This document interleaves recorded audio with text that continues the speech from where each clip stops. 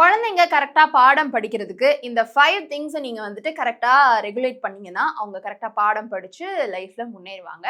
அப்படி உங்க குழந்தைங்கள படிக்க வைக்கிறதுக்கு உட்கார வைக்க முடியலையா? இந்த 5 டிப்ஸ ஃபாலோ பண்ணுங்க. நம்பர் 1 ஒரு ஸ்கெட்யூல் நீங்க செட் பண்ணணும். ஸ்கெட்யூல்லாம் இருக்குது தான். ஆனா அத அவங்க ஃபாலோ பண்றது இல்லையே அப்படின்னு நீங்க யோசிக்கிறது எனக்கு புரியுது. சின்ன சின்ன ரிவார்ட்ஸ் நீங்க குடுத்து பாருங்க. இந்த ஸ்கெட்யூல்குள்ள வந்து நீ கண்டிப்பா உட்காரணும் அப்படின்றது.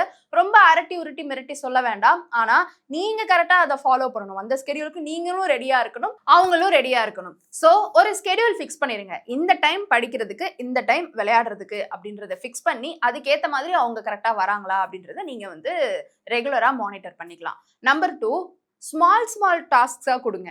ரொம்ப பெரிய ஒரு விஷயத்த குடுத்து இது இந்த டைம்க்குள்ள இப்பவே முடிச்சிடணும் அப்படின்ற மாதிரி நீங்க குடுத்தா அது யாராலையுமே முடியாது. சோ சின்ன சின்ன டாஸ்கா குடுத்து அவங்களுக்கு எது ஃபர்ஸ்ட் ஈஸியா இருக்கோ அத ஃபர்ஸ்ட் முடிக்க வச்சு பாருங்க.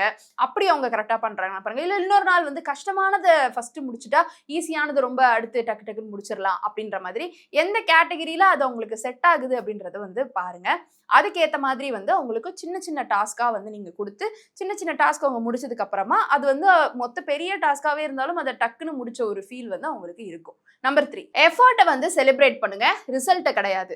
எந்த ஒரு விஷயத்துக்குமே எஃபோர்ட் ஒரு பெர்சன் எப்படி போடுறாங்க, எவ்வளோ போடுறாங்கன்றது தான் முக்கியம். Result doesn't matter sometimes. Because வந்து சில பேருக்கு வந்து அது எஃபோர்ட் போடக்கூடிய அந்த ஒரு எண்ணமே இருக்காது. ஆனா, உங்க குழந்தைங்க இத பண்ணணும்னு நினைக்கிறாங்கல்ல, அந்த நினைப்பு தான் ஃபர்ஸ்ட் வெற்றி. அதுக்கப்புறமா ரிசல்ட் வந்து அத தானாவே ஃபாலோ பண்ண ஆரம்பிச்சுரும். தொடர்ந்து அந்த எஃபோர்ட் போட்டுட்டு இருக்கும்போது.